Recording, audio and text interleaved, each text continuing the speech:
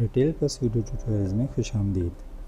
आज की इस वीडियो में मैं आपको प्रोडक्ट डेफिनेशन को इस्तेमाल और प्रोडक्ट डेफिनेशन का बुनियादी मकसद बताऊंगा। प्रोडक्ट डेफिनेशन का बुनियादी मकसद है सिस्टम में किसी भी नई प्रोडक्ट को ऐड या पहले से जो मौजूद प्रोडक्ट है उसको आप एडिट करना चाहते हैं, उसकी प्राइसेस या कैटेगरी एक्सेट्रा कुछ भी चेंज करना चाहते हैं तो आप प्रोडक्ट को या सिंगल प्रोडक्ट को प्रोडक्ट डेफिनेशन में एडिट कर सकते हैं। तो सबसे पहले मैं आपको नई प्रोडक्ट ऐड करने का तरीका बताता हूँ। किसी भी नई प्रोडक्ट को ऐड करने के लिए आपको प्रोडक्ट कोड के कॉलम में अपने प्रोडक्ट का बारकोड स्कैन करना होता है। लेकिन अगर आपकी प्रोडक्ट पे बारकोड मौजूद नहीं है तो आप सिस्टम से F2 प्रेस करके एक कोड जनरेट करवा सकते हैं, या इन केस अगर आपके मैक्सिमम जो प्रोडक्ट्स हैं वो उनके ऊपर बारकोड नहीं है या आपके स्टॉक पे बारकोड आपको रिक्वायर्ड है बट बारकोड मौजूद नहीं है तो आप सिस्टम कॉन्फ़िगरेशन में जाकर मैनुअल प्रोडक्ट कोड पे जो है टिक कर देंगे, उसको चेक कर देंगे। चेक इन करने के बाद आप कंट्रोल U या इस बटन पर क्लिक करके अपडेट कर सकते हैं। मैनुअल प्रोडक्ट कोड को अपडेट करने के बाद आप एक बार लॉग आउट होके रिटेल प्लस को दोबारा लॉगिन करेंगे। लॉगिन करने के बाद प्रोडक्ट डेफिनेशन के पेज पे आएंगे तो आपको प्रोडक्ट कोड के कॉलम में एक कोड खुद ब खुद असाइन हुआ नज़र आएगा। इसके बाद प्रोडक्ट नेम इंग्लिश के कॉलम में आप अपने प्रोडक्ट का नाम दर्ज करेंगे। अगर आप इनवाइस उर्दू में प्रिंट कराना चाहते हैं तो अपनी प्रोडक्ट का नाम प्रोडक्ट नेम इन उर्दू के कॉलम में उर्दू में दर्ज करना लाजिम है। इसके अलावा अगर आप इनवाइस इंग्लिश में ही जनरेट करवाना चाहते हैं, मसलन कस्टमर को इंग्लिश का ही बिल देना चाहते हैं, इंग्लिश लैंग्वेज में बिल देना चाहते हैं तो उर्दू में लिखने की कोई ख़ास ज़रूरत नहीं है। इसके बाद आता है कैटेगरी। अब कैटेगरी का जो बुनियादी मकसद है वो आपके प्रोडक्ट के मैन्युफैक्चर को डिफ़ाइन करना है। मतलब आप कैटेगरी वाइज अगर अपनी रिपोर्ट जनरेट करना चाहते हैं कि आपके मैन्युफैक्चर का जो स्टॉक है वो कितना रह गया या आपने मैन्युफैक्चर से कितनी परचेजिंग की है, किस मैन्युफैक्चर से, तो उसके लिए आपको अपने प्रोडक्ट्स का कैटेगरी भी डिफ़ाइन करना होगा। तो कैटेगरी डिफ़ाइन करने के लिए कैटेगरी कॉलम के सामने आपको प्लस का बटन नज़र आ रहा होगा, जिस पर क्लिक करने से आप जो है वो क्विकली इस कैटेगरी को ऐड कर सकते हैं। उसके बाद अपने प्रोडक्ट का जो मैन्युफैक्चर है, मसलन मैंने ये लिप्टन ग्रीन टी ऐड कर रहा हूँ तो इसका जो मैन्युफैक्चर है इस ब्रांड का वो यूनिलीवर है, तो मैं अब कैटेगरी नेम लिख के उसको सेव कर दूँगा। सेव करने के बाद ऑटो फिल पे ये यूनिलीवर हो जाएगा। अगर आपका पहले से इसमें कोई और भी जो है मैन्युफैक्चर ऐड है, कैटेगरी में और भी ऐड हैं मैन्युफैक्चर, तो आपको यहाँ पे जो सबसे टॉप ऑफ द लिस्ट जो है वो जो मैन्युफैक्चर वो नज़र आएगा। तो उसमें से फिर आपको ये ड्रॉप डाउन लिस्ट ओपन करके अपना जो इस प्रोडक्ट का मैन्युफैक्चर है उसको सेलेक्ट करना होगा। इसके बाद आता है सब कैटेगरी। सब कैटेगरी का मकसद आपके जो प्रोडक्ट है उसके ब्रांड को डिफ़ाइन करना है। अब आप ब्रांड से मतलब अपनी जो रिपोर्टिंग है उसको उसकी सेल्स या स्टॉक को और इजी मैनेज करना चाहते हैं तो आप अपने जो प्रोडक्ट है उसके ब्रांड को भी एंटर कर दें ताकि वो आप ब्रांड वाइज भी अपने जो है सेल्स और स्टॉक रिपोर्ट्स ईज़िली देख सकें। तो अदरवाइज़ अगर आप नहीं देखना चाहते तो इसको ऐड करना ज़रूरी नहीं है।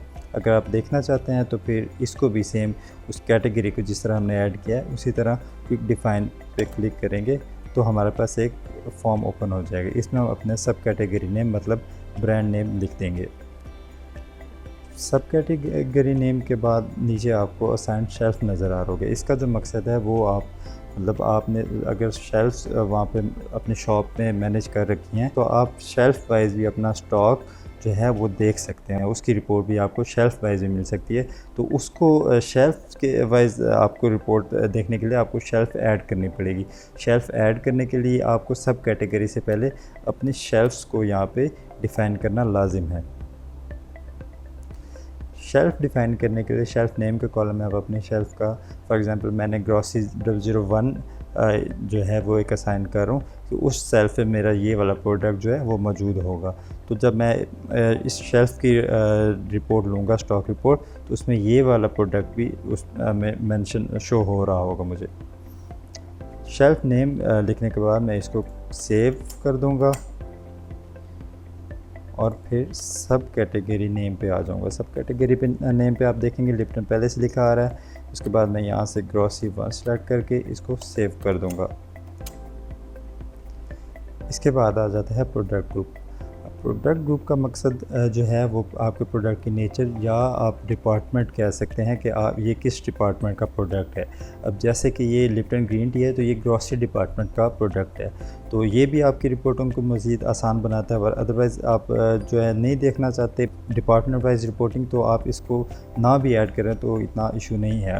अदरवाइज़ आप रिपोर्टिंग वास्ट रिपोर्टिंग चाहते हैं तो आप प्रोडक्ट ग्रुप को भी ऐड कर सकते हैं। इसीलिए इसके लिए आपको सेम पहले वाला जो जैसे मैंने पहले कैटेगरी या सब कैटेगरी डिफ़ाइन की, इसी तरह आप क्विक डेफिनेशन पे आएंगे और आगे आपको फॉर्म नज़र आ जाएगा प्रोडक्ट ग्रुप नेम का। यहाँ पे आप अपने प्रोडक्ट ग्रुप नेम मतलब डिपार्टमेंट जो है वो असाइन कर देंगे। उसके लिए मैं जो है यहाँ पर डिपार्टमेंट नेम लिख के इसको सेव कर दूँगा। डिपार्टमेंट नेम लिख दिया मैंने। उसके बाद मैं इसको Ctrl+S या जो सेव का बटन था वहाँ क्लिक करके भी सेव कर सकता था। अब कैटेगरी भी हमने जो है डिफ़ाइन कर दिया, सब कैटेगरी भी, ग्रॉसरी प्रोडक्ट ग्रुप भी हमने डिफ़ाइन कर दिया। उसके बाद शेल्फ़ भी असाइन कर दी। उसके बाद जो है सबसे इम्पॉर्टेंट चीज़ आ जाती है सप्लायर। अब आप कोई भी प्रोडक्ट जो है डिफ़ाइन कर रहे हैं तो उसका ज़ाहिर है कोई ना कोई उसका सप्लायर होगा, तो उसको भी आप यहाँ से क्विकली यहाँ से ऐड कर सकते हैं, बजाय कि आप आगे नई शीट पे जाके फॉर एग्ज़ाम्पल डिफ़ाइन की शीट पे जाके आप वहाँ से अपना सप्लायर ऐड करें। तो यहाँ से भी आप जब आप अपने प्रोडक्ट को डिफ़ाइन करें, यहाँ से क्विकली भी आप उसको ऐड कर सकते हैं। अब क्लिक किया है तो मेरे पास एक फॉर्म आ गया है ऐड सप्लायर का। अब यहाँ पे मैं अपने सप्लायर की डिटेल्स लिखूँगा और इनको भी सेव कर दूँगा। अब जब आप सप्लायर जो है अपना वो डिफ़ाइन कर रहे होंगे, ऐड कर रहे होंगे, तो वहाँ पे आपको एक ये ओपनिंग बैलेंस का जो है वो कॉलम नज़र आएगा। अब ये बहुत अहम चीज़ है। इसका मतलब ये है कि आप अगर शॉप अब दो तरह की जो है वो कॉन्फ़िगर होती है। मतलब आप एक तो है ये कि आप अगर पहले से आपकी शॉप चल रही है और आपने हमसे सॉफ्टवेयर जो है वो बाद में लिया, मतलब आपकी पहले शॉप रनिंग कंडीशन में है, तो आपका ज़ाहिर बात है आपको जो सप्लायर से लेन देन होगा कोई ना कोई, तो उसके लिए अगर फॉर एग्ज़ाम्पल अब मैंने इस XYZ ट्रेडर्स के साथ जो मेरा इसके साथ पहले क्रेडिट या डेबिट है मसलन 5000 का, अब 5000 अगर मैंने उसको देने हैं तो मैं ये पेएबल पे क्लिक कर दूँगा। अदरवाइज़ रिसीवेबल अगर जो है मैंने उससे 5000 रुपये लेने हैं तो मैं रिसीवेबल पे करके आगे डेट सेलेक्ट कर दूँगा। डेट मतलब ये किस डेट तक का ये है जो बैलेंस है हमारा, वो सिलेक्ट कर लूँगा। फॉर एग्ज़ाम्पल मेरा है ये 11 जुलाई तक का। इसके बाद मैं ये टिक के बटन पे क्लिक करूँगा तो हमारा रिकॉर्ड सेव हो जाएगा। अब आप देख रहे होंगे सप्लायर कॉलम में XYZ ट्रेडर्स जो है वो सिलेक्ट हो गया है। इसके बाद आ जाता है कन्वर्जन फैक्टर। कन्वर्जन फैक्टर भी बहुत अहम चीज़ है। मसलन फॉर एग्ज़ाम्पल ऐसे कोई ग्रॉसरी स्टोर्स हैं, उसमें आप सबसे पहले मैं एक अच्छी एग्जांपल है आपको बता देता हूँ कि आप सिगरेट आप सेल करते हैं। अब कन्वर्जन फैक्टर का ये है कि अगर मेरे पास ये 25 टी बैग्स का ये पैक है, तो मैं ये अगर एक सिंगल जो है वो टी बैग भी सेल करता हूँ तो मुझे यहाँ पे ऐड करना होगा 25, क्योंकि इस पैक में 25 टी बैग्स होते हैं। तो मैं यहाँ 25 जो है वो ऐड कर दूँगा, कन्वर्जन फैक्टर में लिख दूँगा। फिर मुझे यहाँ जो प्राइस परचेज़ प्राइस और सेल प्राइस देनी होगी वो सिंगल टी बैग के हिसाब से देनी होगी। ये नहीं कि मैं पूरे पैक की यहाँ लिख दूँगा, वो मैं यहाँ जो है अपने डिवाइड करके 25 को जो परचेज़ प्राइस है उससे डिवाइड करके जो परचेज़ प्राइस बनेगी वो यहाँ पे लिख दूँगा जो भी है। फॉर एग्ज़ाम्पल 300 का पैक है तो 300 डिवाइड करते हैं 25 से। अब 300 मैंने 25 से डिवाइड किया है तो आगे प्राइस आ रही है 12। तो मैं ये 12 रुपीज़ का एक सिंगल जो है वो टी बैग सेल करूँगा। तो इसके बाद सेल प्राइस 2 का भी मैं आपको बताता हूँ, लेकिन पहले कन्वर्जन फैक्टर को मैं कंप्लीट कर लूँ। अब जब ये आप इसको जो है सिंगल टी बैग की प्राइसेस लिख के आप प्रोडक्ट अपने को सेव करेंगे, तो फिर जब आप प्रोडक्ट अपने सेल करेंगे तो वो सिंगल टी बैग के हिसाब से सेल होता रहेगा। लेकिन बाद में आप जब परचेज़ ऑर्डर वगैरह बनाते हैं तो वो आपको टोटल जो है पैक्स के हिसाब से आपका जो परचेज़ ऑर्डर जनरेट करेगा। कि आपको कितने पैक्स रिक्वायर्ड है, ना कि एक सिंगल टी बैग के हिसाब से। ये कन्वर्जन फैक्टर का बेसिक जो पर्पज़ है वो ये है। अब चूँकि मैं इसको जो है सिंगल टी बैग के हिसाब से नहीं सेल करना चाहता, तो मैं इसको ज़ीरो ही रहने दूँगा। इधर सेल प्राइस भी मैं नील कर देता हूँ। इसके बाद मैं अपने पूरे पैक की सेल प्राइस जो है वो मेंशन कर देता हूँ। इस 300 का मैं ये पूरा पैक सेल करूँगा। अब इसके बाद आ जाता है सेल प्राइस 2। सेल प्राइस 2 भी बहुत अहम चीज़ है। इसको आप दो वेज़ में इस्तेमाल कर सकते हैं। पहला जो है वो पर्पज़ ये है कि आप अगर अपने प्रोडक्ट अपने कस्टमर को ये शो कराना चाहते हैं कि फॉर एग्ज़ाम्पल ये प्रोडक्ट जो है 320 रुपीज़ का, बट हम आपको डिस्काउंटेड प्राइस जो है वो 300 दे रहे हैं, तो उसके लिए आप 320 आप यहाँ पे करेंगे। अगर आप नॉर्मल प्राइस मतलब इनवाइस देना चाहते हैं तो वो यहाँ पर 300 लिख रहे हैं, इसको जो है वो देना ज़रूरी नहीं है। तो दूसरा जो इसका पर्पज़ है वो ये है कि आपके कोई मसलन कोई स्पेशल कस्टमर है, तो उसको आप जो एक्चुअल प्राइस है उससे थोड़ा सा लेस करके देना चाहते हैं, तो आप इसको यहाँ पे उससे कुछ अमाउंट कम लिख देंगे, 280 290 एक्सेट्रा। तो वो जो है वहाँ पे जब आप सेल एंड रिटर्न पे सेल प्राइस 2 पे क्लिक करेंगे तो वो इस प्राइस पे उस कस्टमर को सेल करेंगे आप। इसके बाद आ जाता है सेल प्राइस 3। अब सेल प्राइस 3 भी आप जो है मुख्तलिफ वेज़ में यूज़ कर सकते हैं, लेकिन हम कस्टमर को जो सजेस्ट करते हैं कि वो फॉर एग्ज़ाम्पल को उसका जो है जैसे हम कहते हैं कोई बल्क में माल उठाने वाला कस्टमर है, जैसे कोई परचेज़र आपसे होलसेल पे कोई स्टॉक उठाना चाहता है, तो वो आप जो है होलसेल प्राइस जिस या परचेज़ प्राइस हम कह लें उससे थोड़े सी प्राइस जो है वो बढ़ा के यहाँ पे फॉर एग्ज़ाम्पल ये आपको मिला है अगर 250 का, तो सेल प्राइस 3 आप जो है वो लिखते हैं 260। तो आप सेल प्राइस 3 जब वहाँ पे जाके सिलेक्ट करेंगे तो वो इस प्राइस पे आपका इनवाइस जनरेट कर देगा। उसके बाद आ जाता है परचेज़ प्राइस। परचेज़ प्राइस का मतलब है जिस प्राइस पे आपने स्टॉक ये प्रोडक्ट ख़रीदा है वो प्राइस आप यहाँ पे लिख देंगे। प्राइस कन्फिगर करने के बाद आ जाते हैं ओपनिंग स्टॉक भी। अब ओपनिंग स्टॉक भी एक बहुत ही इम्पोर्टेंट मतलब अहम चीज़ है। इसका जो मकसद है वो ये है कि अगर आपकी शॉप रनिंग कंडीशन में थी, उसके बाद आपने हमसे सॉफ्टवेयर परचेज़ किया, आप मतलब पहले से शॉप चला रहे हैं, तो ओपनिंग स्टॉक में आप इस प्रोडक्ट का जो है करंट स्टॉक मेंशन करेंगे। मतलब आप जब ये सॉफ्टवेयर आपने इस्तेमाल करना शुरू किया है, अभी आप यहाँ पे स्टॉक ऐड कर रहे हैं, तो आप यहाँ पे लिखेंगे कि आपकी शॉप में ये जो प्रोडक्ट है ये पहले कितना पड़ा है। फॉर एग्ज़ाम्पल मेरी शॉप में ये पड़ा है 10, तो मैं यहाँ पे 10 लिख दूँगा। वो फिर आपके जो आगे परचेज़ करते जाएंगे वो इसके साथ जो है वो कैलकुलेशन करके प्लस माइनस करके आपकी जो है वो रिपोर्टिंग आपको देता रहेगा। तो इसके बाद ओपनिंग स्टॉक का भी उम्मीद है आपको समझ आ गया होगा। तो अगर आपने नई शॉप आपने अभी परचेजिंग करनी है, आप नई शॉप जो है आपने अभी ओपन की है, तो सॉफ्टवेयर में अभी सबसे पहले प्रोडक्ट्स ऐड कर रहे हैं, तो फिर आपके यहाँ ओपनिंग स्टॉक जो है वो एंटर करने की ज़रूरत नहीं है, ये ब्लैंक ही रहेगा।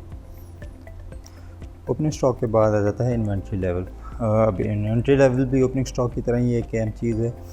तो इसका बेसिक मकसद मैं आपको पहले बताता हूँ कि इसका मकसद ये है कि ये मिनिमम आप लिख देंगे। फॉर एग्ज़ाम्पल मेरा ये प्रोडक्ट है, तो मैं ये चाहता हूँ कि मेरे ये शॉप में इसके हर वक्त तकरीबन कम से कम जो है वो 4 बॉक्सेस मौजूद रहने चाहिए, तो वो मैं मिनिमम में लिख दूँगा। मैक्सिमम का मतलब ये है कि मेरे स्टॉक में ये ज़्यादा से ज़्यादा जो है फॉर एग्ज़ाम्पल 15 इसके बॉक्सेस मौजूद हों, तो ये मेरा मतलब मैक्सिमम स्टॉक होगा।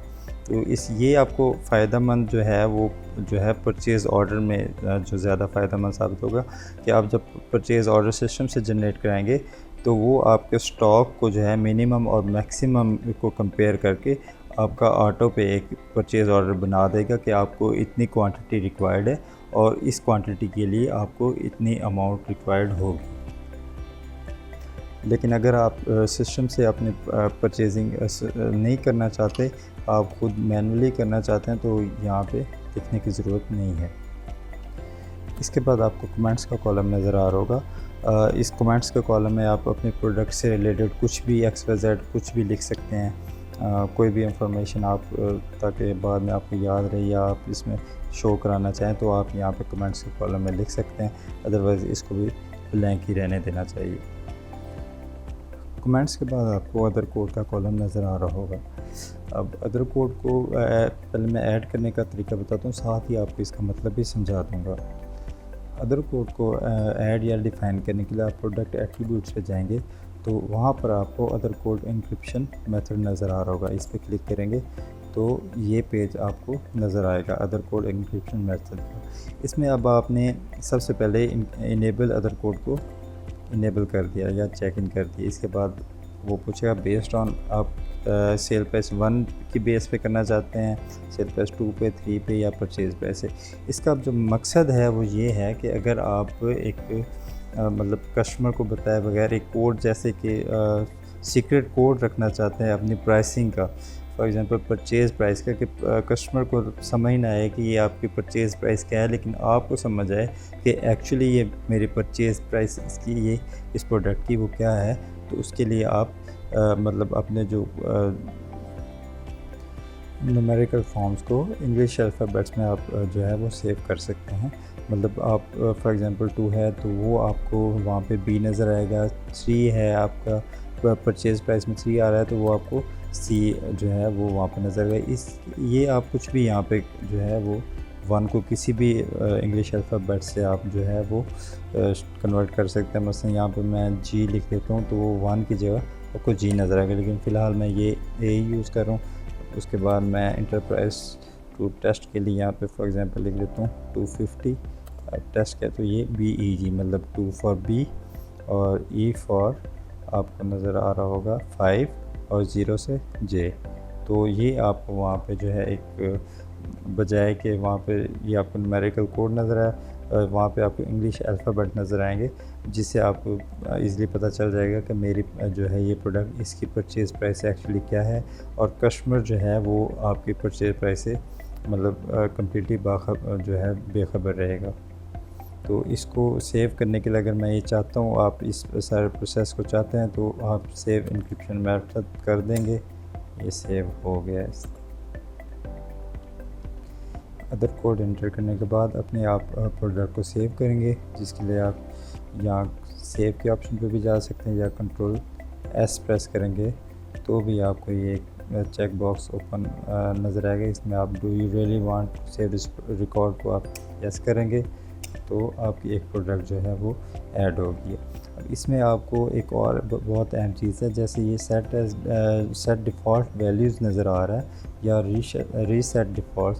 अब इसका मकसद ये है कि आप अगर एक ही सप्लायर या जो है मैन्युफैक्चरर या जो आपका ब्रांड उसके प्रोडक्ट्स ऐड कर रहे हैं कंटिन्यूस, आपके अभी जो एक ही इनवाइस है उसमें मैक्सिमम यही जो इसी ब्रांड के रिलेटेड प्रोडक्ट्स हैं, तो यहाँ से कैटेगरी और सब कैटेगरी चेंज करते रहें। तो जब आप एक बार ये सारी चीज़ें सेलेक्ट करके आप यहाँ पे शेल्फ़ चलें, शेल्फ़ भी अगर फॉर एग्ज़ाम्पल ये भी बाद में चेंजेबल है तो ये सप्लायर भी है, इसको आप सेट डिफ़ॉल्ट वैल्यूज़ कर देंगे।